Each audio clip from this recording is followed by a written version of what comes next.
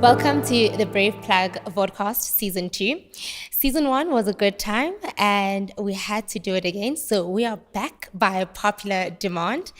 And this podcast is a podcast where brave women share their stories, they become vulnerable with us, they inspire us to live our lives to the best and live a life of filled with purpose and help us navigate those day-to-days that we as women go through. So for today's topic, I'll let my co-host Shanice introduce it.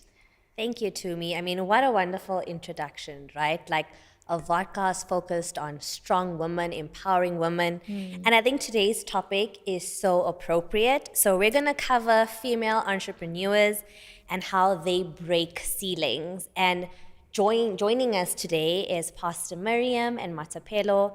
And we're just going to dive right into it and get straight into it because I'm so excited for this topic. Me too. I really want to hear what you guys have to say. Yeah. So, Pastor Mirriam, maybe you can kick us off and maybe you can just define the landscape for female entrepreneurs and maybe just kind of give an overview of the current state of female entrepreneurs as you view it.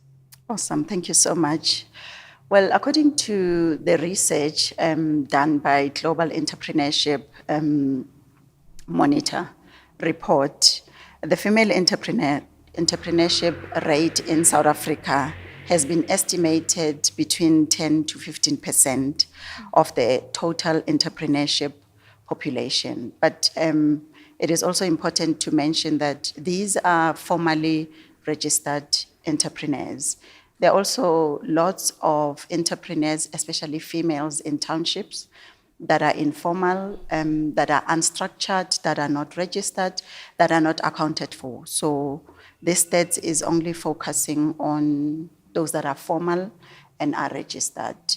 And different industries has been explored. The first one is retail and wholesale, where we find most entrepreneurs that are operating in that space, often driven by small businesses and informal trading. The second one is services. We've seen a lot of salons, sort of boutiques, which are owned by female entrepreneurs.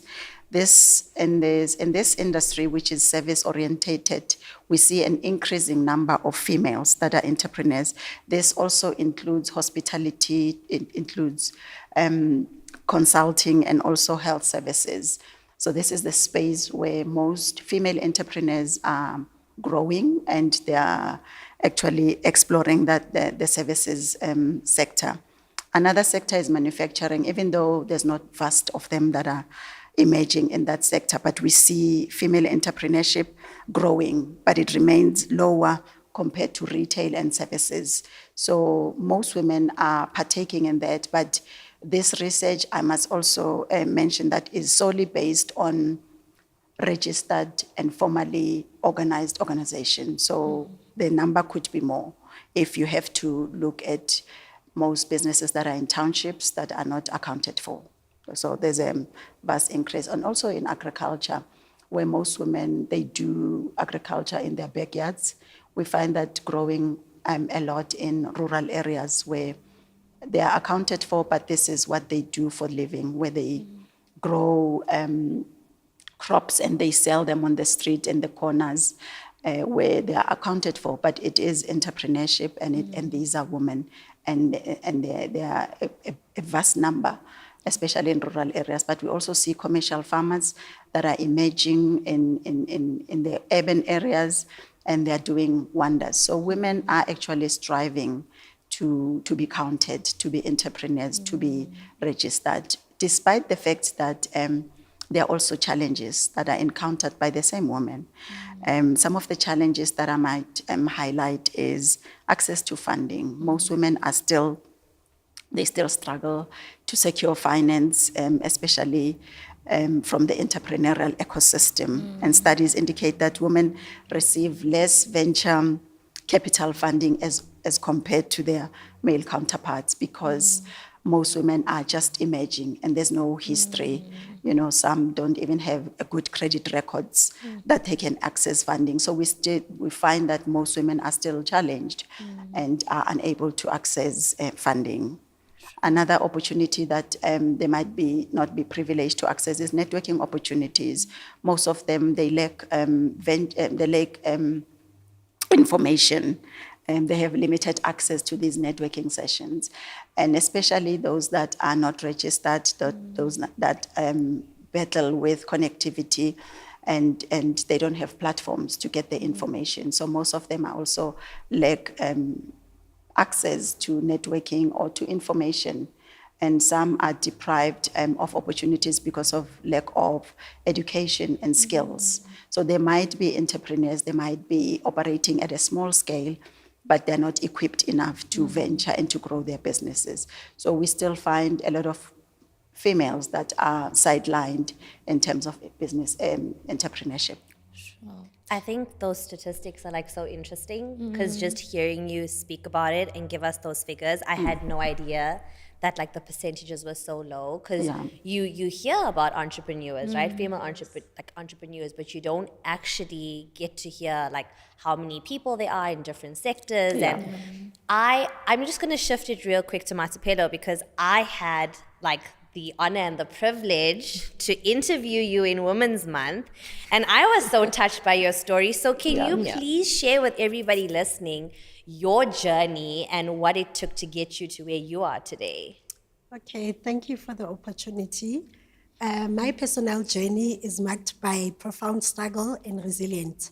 Life was a constant fight as I was growing up. At age 5, I was adopted by a lady who owned a tuck shop who was staying 3 houses away from my house. Through this experience, I did not only find shelter, but I also gained a mentor who taught me valuable lessons about business and entrepreneurship. This support became a turning point into my life, transforming me into a girl who once felt abandoned, who felt lost, who felt life has turned its back on her. As a young girl, I didn't deserve such growing up, but thank God this lady found me.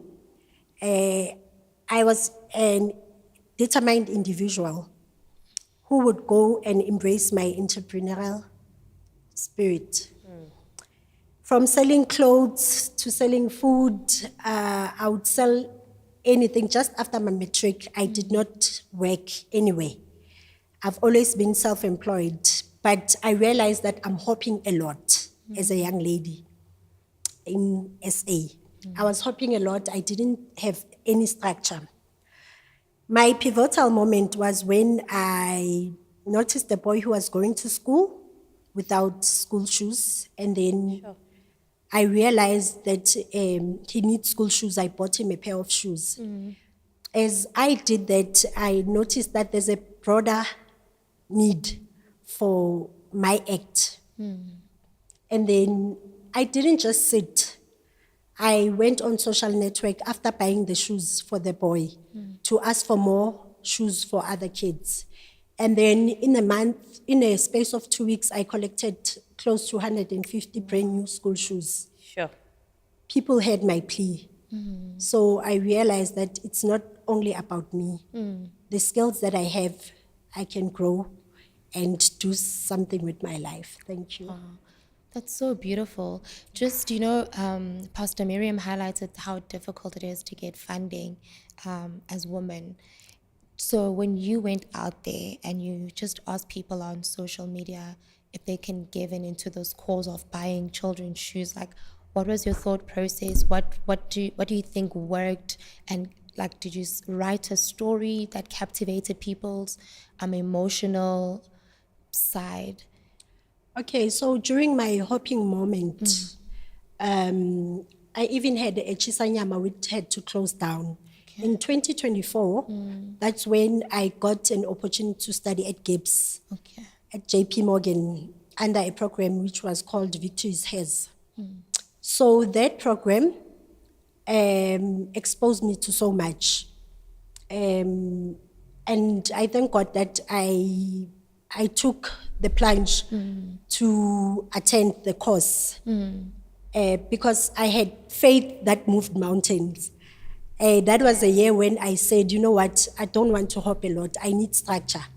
That course, we learned so much about women who are in business. We learned about having a structure in your business, utilizing the social network platforms, because many young ladies are sitting in our location.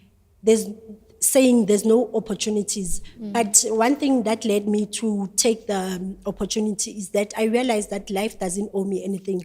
I need to go out and get opportunities for myself. Hence, I got the opportunity. I was even the only one from Eastwind traveling to Soweto. So I was exposed to so much. Mentors, we're privileged to have clinical psychologists, mentors, people who would tell me that I possess more. So as I saw that boy, something said I was equipped at Gibbs. But as I was doing it, I wasn't thinking about school. It was an act of being aware of our surroundings, you know. So I took that opportunity and I helped out. So that birthed my foundation, which is Tapi's Foundation.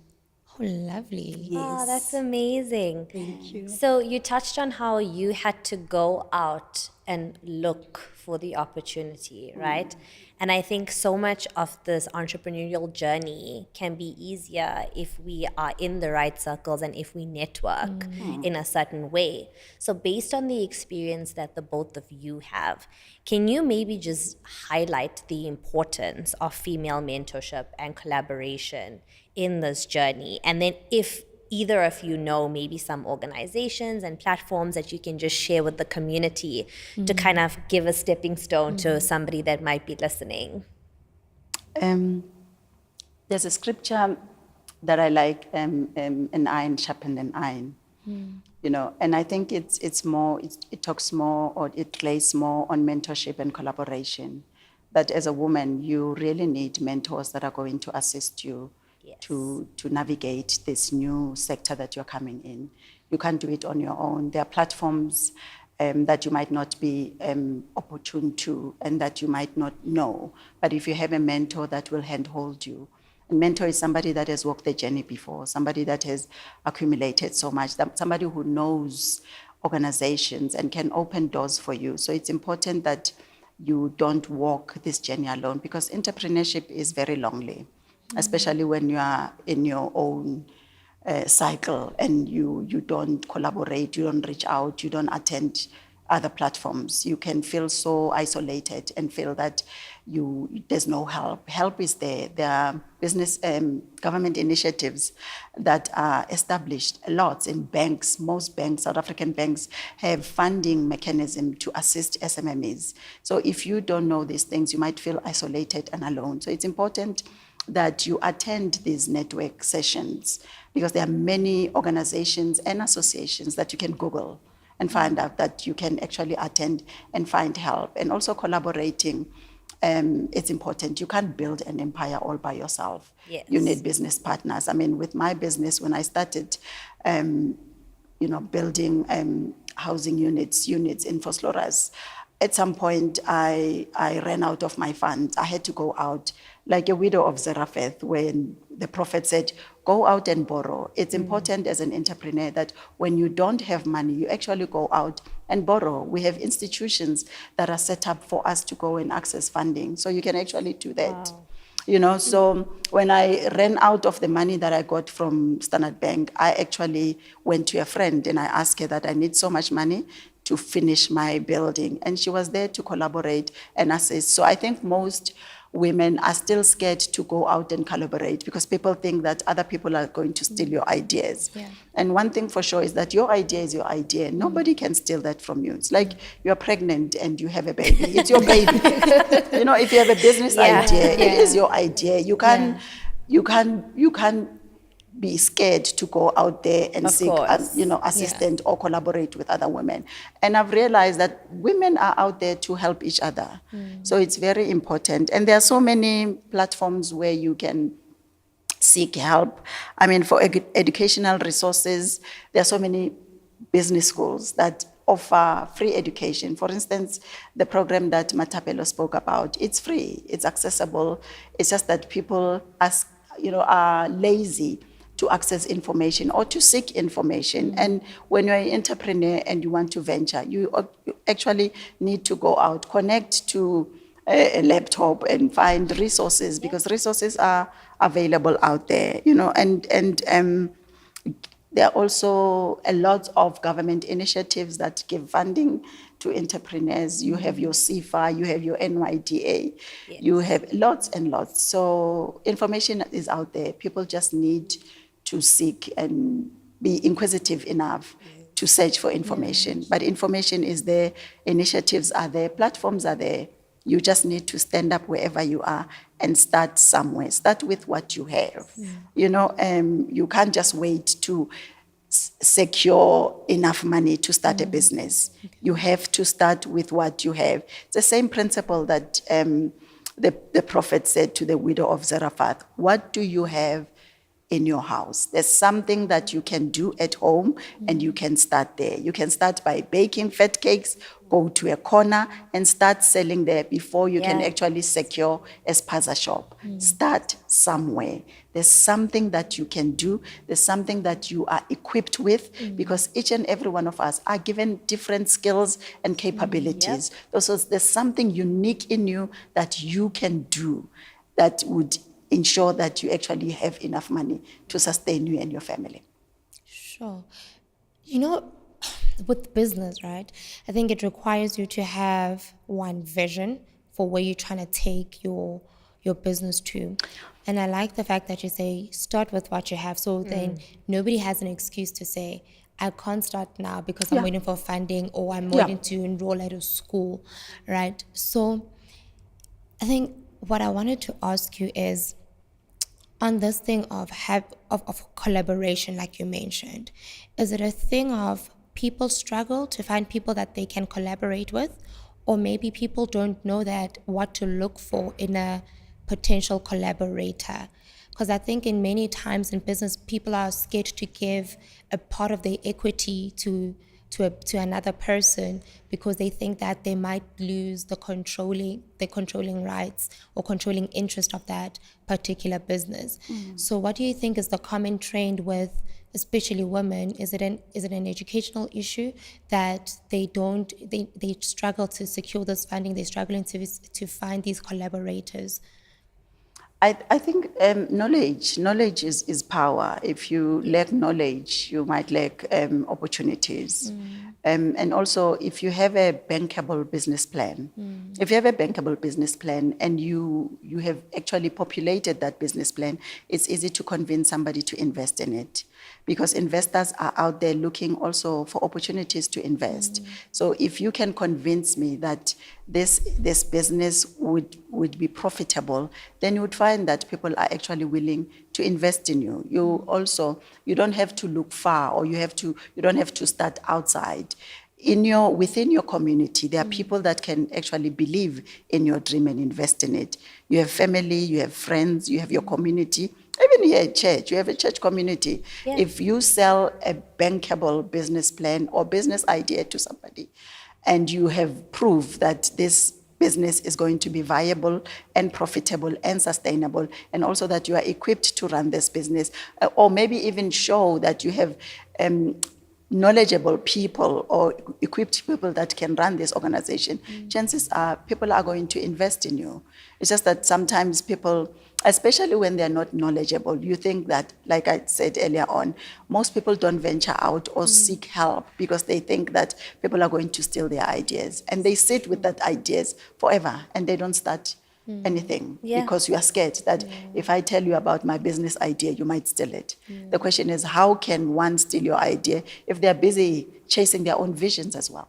Of course. And whatever is meant for you from God will never miss you. Right? That's it. Yes. So, in Siloam, we're all about celebration and accomplishments. And I know Pastor Mirriam walked the stage on Sunday with her graduation gown. And Mathapelo, you also received a community award. Yeah. So I think in closing, let's just encourage our listeners. And can the two of you maybe just share some of your accomplishments and some of the significant milestones milestones that you two have reached, just so we can encourage somebody today. So Mathapelo, do you want to? I see Pastor Mirriam looking at you. She's punting into you. I wanted to shine. Yeah, you wanted to shine.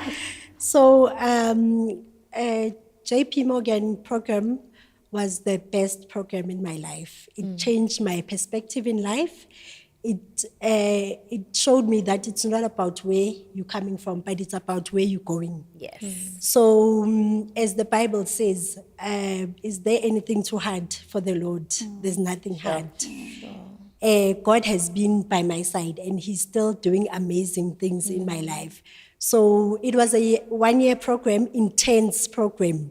For the longest time, I thought, it's me and my hustling and my matric, that's it. Yes. But that program, it was a school. So I learned and I graduated first. And then this year again, I said to myself, you know what, I'm challenging myself again to do another course. So I did a Christian counseling course in November. I'm also graduating. Oh, wow. Wow. And then I received an award in August for Women's Day as a community change maker. And then again, I'm also nominated for another award Sure. Oh, taking wow. place in Sandton in November. Sure. That is amazing. I think that is so inspiring to me. Are you inspired? I'm so inspired. And you know what? Just before we move to Pastor Mirriam, Pastor Mirriam, for your question, could we just add one more thing, right? Just the importance of giving as an entrepreneur. Because, we hear that you must give, and sometimes we just give out of our own personal capacity. But how important is giving as an entrepreneur for a successful business? I always say, I was thinking as I was studying for my master's, I had to do lots and lots of research. I found out that most entrepreneurs are actually givers. Okay. And I want to believe that they actually took the concept from the Bible, that give and it shall be given back to you, pressed down, shaken together. Hence, most businesses, corporate, small business, big business, large enterprises, they actually have what they call the social investment or component, where they give back to the society. I think that's a concept from the Bible where you have to give back the 10%. It's very important because blessed is the hand that gives. The more you give, Amen. the more you advertise and market yourself, because most of the time when you give, obviously you brand your products so that you give to the community, and then your brand will be there in future when they want to buy. Where else could they go but to somebody who has given into their community? And that's the reason you see most organizations are giving back to their communities, are giving back to anyone who's willing. They're educating people, and they're paying back, because it is important to give. And I think that's a concept that everybody and every business has learned from the Bible, that you give and it shall be given back to you. Wow. So it's important. And on that note, I think we can end on a high. Pastor Mirriam, Mathapelo, thank you both so much for your wisdom and for just being so resilient and taking up space and showing us that we too should take up space. So thank you so much, and we hope to see you guys again soon. Thank you so much. Thank you for this opportunity. Thank you. Bye-bye.